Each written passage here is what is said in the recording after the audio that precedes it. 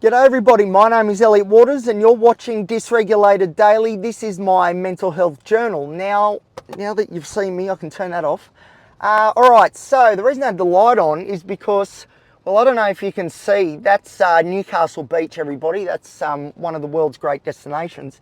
But it's very dark outside, and that would be because it's 3:30 in the morning. Now you're probably wondering, Elliot, what the hell are you doing up at 3:30 in the morning on a Sunday morning? Well, it's not because I have been out clubbing and tearing up the dance floor, okay? Although my car is fogging up, it's because I've been in here for hours. It's not because there's anyone else in here. Don't get excited, because I'm not. But this is the story, right? This is a classic example of time blindness, fair income. So I'll try and be as brief as I can, because I really got to get home and get to sleep. Because we know what lack of sleep does for anybody's mental health, and let me tell you, it's not particularly good for mine. But time blindness. So Newcastle had some big storms, and it's just whipping up again actually. Some big storms roll through, and I love storms. So I did the responsible thing, which was go driving around in the storms. And then I come here to Newcastle Beach and sat here and and did some pondering and some reflection and thinking about things, and then all of a sudden it's like I woke up from my coma and it's 3:30 in the morning.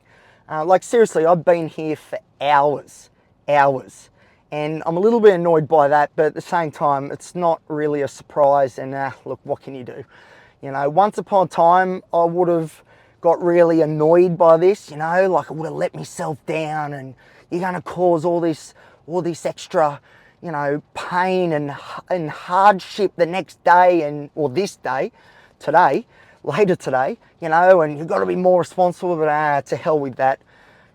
Inner critic, be quiet, I don't care, because, this is all part of it. And time blindness is a huge component of ADHD. And let me tell you, my ADHD has been peaking this week. Hopefully this is the peak of it right now and it's going to calm down again. But man, time blindness, big issue for me, that's for sure. But in saying that, I don't mind like being awake when the world is asleep, or at least it feels like the world's asleep. Because like, have a look here, right? Like I said, Newcastle Beach, one of the world's great destinations, and usually at say 3 p.m, that would be full of people. There would be people everywhere. There'd be noise, and it'd be terrible. It'd be so overwhelming. But at 3 a.m, there's no one around. There's the odd, drunken lout that's walking home from one of Newcastle's, nightclubs and pubs and establishments, of which I used to frequent when I was a young lout myself. Of course, I'm more mature now, and on Saturday nights instead I sit at the car park in Newcastle Beach reflecting on life and not going out and drinking. But anyway, I'm actually happy with that, and I do enjoy doing this. And Newcastle Beach has been the scene of some of my greatest, like deep and meaningfuls with myself. It's I don't know, it's just conducive to that way of thinking.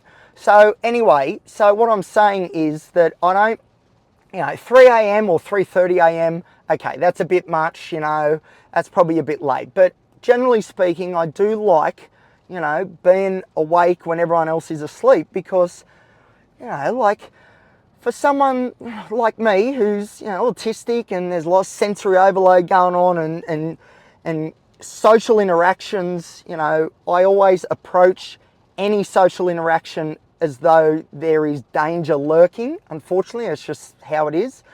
So being awake when everyone else is awake and having to, I guess, contend with everybody else is quite difficult for me and for people who are neurodivergent or have complex mental health presentations. So being awake when no one else is a great opportunity for me to check in, I suppose, with myself and digest what's happened during the day, and maybe think some things out that I didn't get the chance to earlier because people kept interrupting me, or the sun was in my eyes and I couldn't think properly because there's overwhelmed senses going on. So, you know, I don't mind being awake when everyone else isn't. But, of course, you know, 3:30 in the morning is, you know, I'm 35 now. This is ridiculous. And it's true, like, you know, later today, it's going to be pretty important that I am able to sleep in, or else, you know, there could be some complications that I'll have to talk about on tomorrow, or, well, I guess it's later today's video. Anyway, whatever.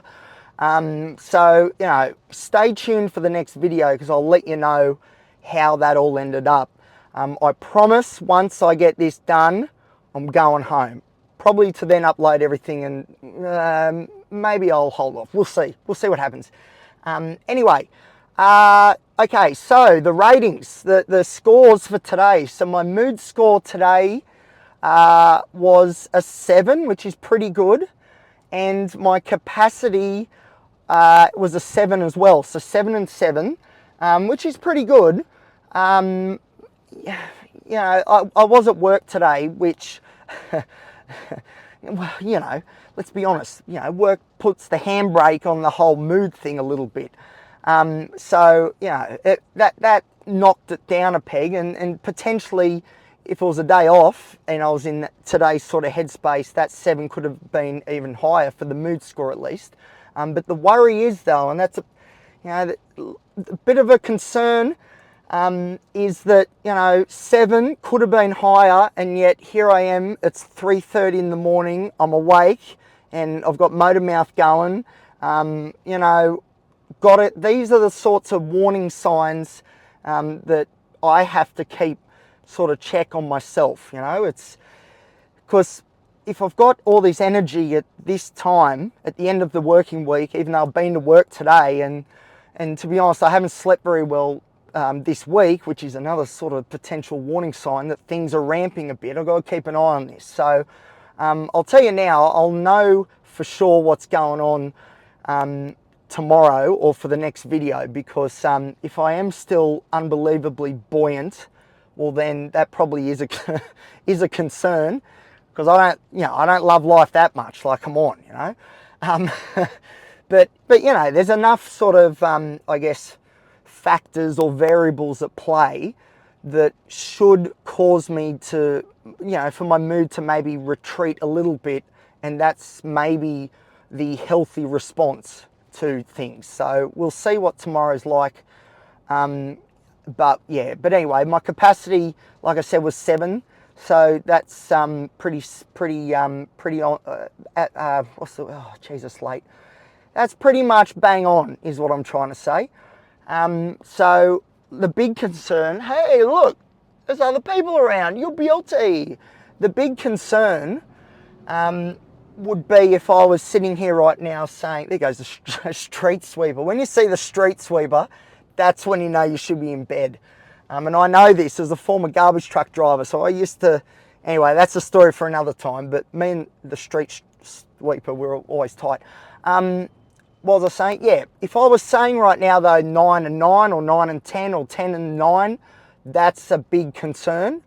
And that's not happening. And that's a good thing. And I'm cognizant of the fact that that's not happening, and that's a good thing. So that is a good sign. But as I said, tomorrow's video, or later today's video, I'll be able to tell you how the headspace is, and how I've rebounded from this late night into early morning. You know, again, this isn't that unusual for me. This happens a fair bit, and quite, you know, well, not often, but enough times I do it by choice. It's not sort of forced upon me, so I'm not that concerned. But at the same time, it'll be very interesting to see how it goes tomorrow. All right, geez, these videos are getting longer. I said they'd be 5 minutes. That's almost 10. So I'm going to stop there. That's it for me. I'm going to bed, and I will talk to you soon, only in a couple of hours probably, and we'll see how I've gone. All right, see you soon. Bye-bye.